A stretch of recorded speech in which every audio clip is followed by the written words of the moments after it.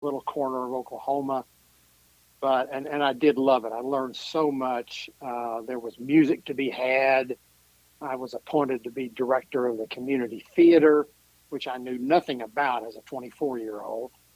But they said, you can do it. So I directed My Fair Lady Sound of Music in Oklahoma in our Wow. little community theater. I couldn't act, couldn't sing very well, but I kind of knew the music part. But then Chuck Ninus called me and said, hey, we're looking for somebody to be the PR guy here at the Big Eight Conference, and I want you to come up and interview for it. So I left my newspaper legacy behind and went off to the Big Eight Conference office at 8th and Cherry in downtown Kansas City, Missouri. So is your brother all in with this when you were making this decision, or was that difficult for him, difficult for you? It was difficult for him, difficult for me. He loved Nikki. We had 2 kids by the time. He loved our boys, but I think he saw that there might be bigger things on the horizon for me, and so he brought in somebody else who struggled with the family relationships and working in a newspaper. But my brother and I remained close. He did know it was the right thing for us to do. And we really never looked back. Bought a little house over in Prairie Village, and I commuted to downtown KC every day. And eventually, we'll get into it. Obviously, you would ride your bike to work and do things like that. So you got a growing family. You're at the Big Eight at the time, and then 5 years into that, you moved from basically being on the sort of publicity side of it to more on the administration side in 1983. Yeah, I got when our son Will began to go to college, and I tried to dissuade him from majoring in journalism and PR. And he said, "Dad, you're the happiest guy I know." And I could see then that he was ordained to go into the PR business. But I said, "Yeah, I will, but I am happy, but I really didn't get happy until I quit being an SID." Right. But the new commissioner, Carl James, asked me to move into championships and television administration, which was something I didn't know a whole lot about, but kind of learned on the job. And I'm very grateful to Chuck for letting me come into the Big Eight office, and then Carl for moving me up into running Big Eight championships and TV. And I mean, we got to be involved in every championship you can imagine: cross country, swimming and diving, wrestling, gymnastics, tennis, track and field, golf. What a great experience. The worst thing as a young person, I would say the worst thing you could do is be involved with a spring championship because it rains and Right. spring sports are great. I love baseball. It's my favorite sport. But man, running a baseball tournament is terrible when it starts raining because Hmm. you just can't get back on schedule. Anyway, I'm joking about that, but love that experience, getting to know how to do all those championships. I still use a lot of the skills, that I learned at the Big Eight championships. Away from work, as you're growing in the profession and rising step by step, obviously you've always been an active person, riding your bike, eventually, obviously becoming a runner, somebody who ran 15 marathons. You mentioned you weren't athletic, but you did athletics in high school, which you probably, as usual, you're being a little more humble about that. How did you develop your passion for sort of endurance sports, as it were? Our basketball coach when I worked at Oklahoma was John McLeod. Yep. And John later coached the Phoenix Suns. He coached Hmm. Notre Dame. He was just a wonderful guy and a great mentor. And he said, "Bill, you need to get active. Why don't you come running with me?" He said, "Me and about 3 friends run every day at noontime." And I had been a runner in high school, but I kind of gave it up. And so John got me into running, and I just fell in love with it. And I got pretty good at it. I ran a 3:06 marathon, which won't mean anything to non-runners, but Right. that's a pretty good Yes, marathon it time is. for an old piano player. But I ran all over Kansas City. Literally, we used to run to work from Prairie Village to downtown. Ran every race you could find in KC. I got there late for the 4th of July run in Lenexa one time. And you pull up there and it was like the Twilight Zone. There was nobody there. Well, that's because everybody was out on the course. So I went ahead and ran the race all by myself, but eventually caught up with a couple of people on crutches, I guess, who were the last runners in the string. But that's one of my KC running memories. But yeah, I loved endurance sports, and I guess you're going to ask me eventually about when I took up bicycling. And yes, the thing about endurance sports is I don't think you have to have any talent. Just right. show up. Just go out every morning. And even if it's like today, even if it's like we've had in Kansas City, if it's -12, you still go out and run.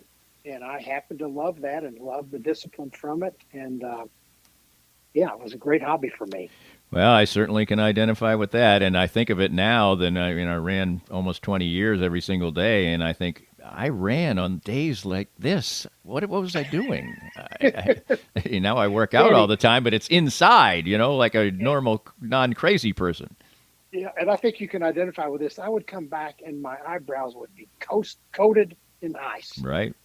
And I thought about that with Andy Reid's mustache the other day, and that was just normal. You just came back and you had these big white ice eyebrows. No doubt about that. And Andy Reid certainly many interesting images about him doing that. And now the next step on the ladder, or another step on the ladder, you become the assistant commissioner. What's it like being assistant commissioner? You did that for 6 years. Yeah, we had Carl James was a great boss because he just turned it over to me, and he lived through me making mistakes. He knew I would learn from my mistakes, but he just really turned all the championships over to me. And when we added women's sports, we added a person to really manage the women's championships. But it was great. The basketball tournament, of course, was the big kahuna. And through that, I was able to become the co-chair of the local organizing committee for our Final Four that we had in Kansas City back in 1988, which turned out to be an awesome event, of course, for all of us. But it was a super event to be in charge of. Yes, it was, although, you probably were a little disappointed at the result. My school lost, but in one of the most remarkable games in Final Four history, right? You couldn't write a book and say the halftime score of the 50th Final Four would be 50-50. Right. No, that's just completely outlandish. And yeah, Oklahoma was my school, but I had lots of friends at KU, and so I went into that night thinking I can't lose. I cannot lose, and it turned out to be just a remarkable game. Danny and the Miracles, the whole story. And Oklahoma was great. Oklahoma was awesome. But Larry Brown and the Jayhawks were better. More of Danny's Reasonably Irreverent podcast after this. Hey Kansas City, Joe Spiker, Easton Roofing, back for another beautiful springtime in Kansas City. We are proud to announce our renewed partnership with Big Brothers Big Sisters of Kansas City. Starting in 2024, a portion of every job sold will be donated to a cause close to my heart. I was a big, and I encourage you to volunteer. And if you hire us for service on your residential or commercial roof, you'll know that a portion of the profits will go to a great cause. So call us at 913-257-5426. Easton Roofing. Integrity matters. Always great to catch up with Dr. Brad Whittle of Advanced Sports and Family Chiropractic and Acupuncture. Everybody wants to make every year a great one, mentally and physically, and certainly ASFCA can help in that regard. Chiropractic, acupuncture, physiotherapies. We're going to address the body and the mind to keep you in great shape. With winter moving into spring, we don't want to have the opportunity to get hurt or to be slow and not do what we used to do, right? Absolutely right, and you can do that in a variety of ways. We can. We love looking at the body and how it moves, looking at the posture and how it holds us to be strong, to be safe, and really to help us do those things we love to do. The wide variety and range of services you can get helps in that regard at Advanced Sports and Family Chiropractic and Acupuncture. 7 locations all around the Kansas City area. Find the one that's most convenient for for you. And for more information, visit asfca.com/Danny. That's asfca.com/Danny. We're here at the 23rd Street Brewery with Matt Llewellyn. And Matt, basketball's over, football's still a few months away, but there's always fun to be had at the 23rd Street Brewery. Absolutely. We've always got something going on here. The games are always going on. It's a great place to come enjoy everything out on the patio. Beautiful scenery out there. Great beer. I've got a great brewer, great food. It's always fun here at the brewery. And the atmosphere is great and friendly and warm, too. We always want to make sure you're a lot happier when you leave than you were when you came in. Always fun here at the 23rd Street Brewery at 23rd and Castle. Make sure to come by when you're in Lawrence. If you'd like to join these and other fine sponsors and market your business on Kansas City's #1 rated podcast, contact us at Danny@DannyKlinkscale.com. Look forward to working with you. Our guest is Bill Hancock. He is just retired, stepped down as the head of the college football playoff. He has done about everything you can do in collegiate athletics and more.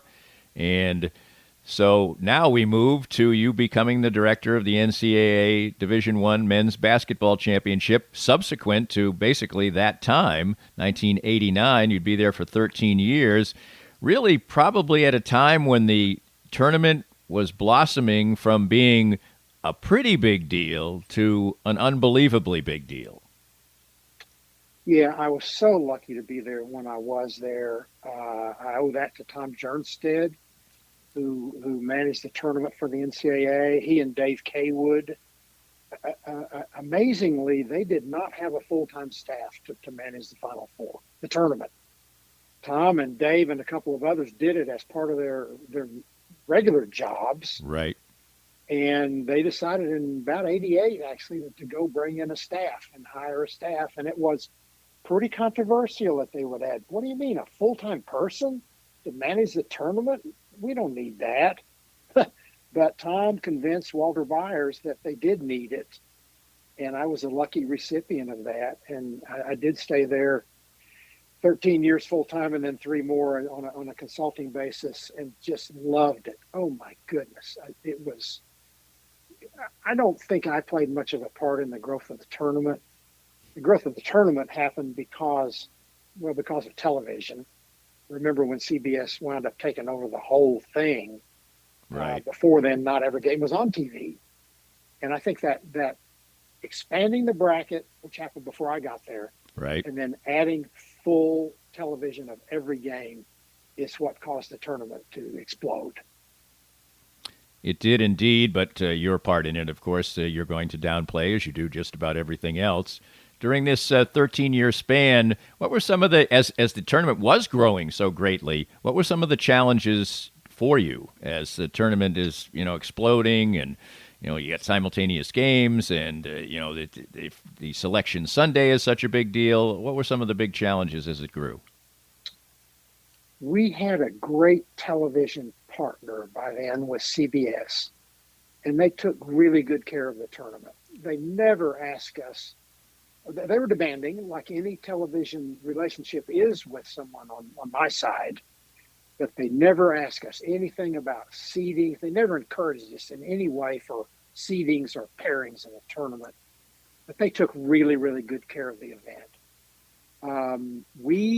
When I got there, the NCAA would just name a host city and say, you're the host, go make it happen. And I was able to write an operations manual, and they still use remnants of that. It's grown so much since then, but they still use remnants of that. And the operations manual dictated to the cities how the NCAA wanted them to manage the tournament. We need you to have practice at this day on this time. We need you to have 16 basketballs. We're going to send them to you.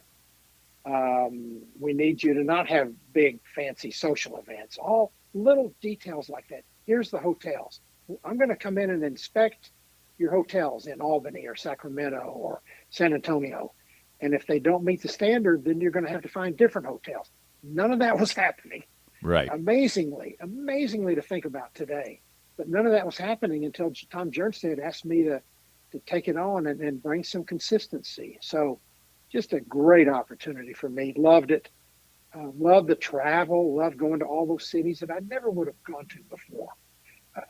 I need to sit down and make a list of all the arenas I've been to. I'm sure it's 60, 80, something like that. But I love working in those different cities and still have friends there from those NCAA days. Although